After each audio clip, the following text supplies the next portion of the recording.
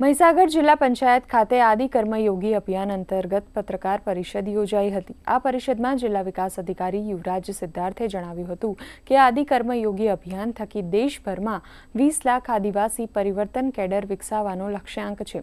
આ અભિયાનનો ઉદ્દેશ્ય દેશના આદિવાસી પ્રદેશોમાં બહુસ્તરીય ક્ષમતા નિર્માણ અને નેતૃત્વ વિકાસ દ્વારા લોક કેન્દ્રિત શાસન પ્રણાલી અને પ્રતિભાવશીલ શાસન વ્યવસ્થાને સંસ્થાકીય બનાવવાનો છે। તો આદિ કર્મયોગી અભિયાન अंतर्गत महीसागर जिल्ला में वसता आदिवासी लोगों में क्षमता निर्माण करीने तेमने शिक्षण, आरोग्य, पोषण, आजीविका और पाणीना प्रश्नों विषे जागृत करवामां आवशे।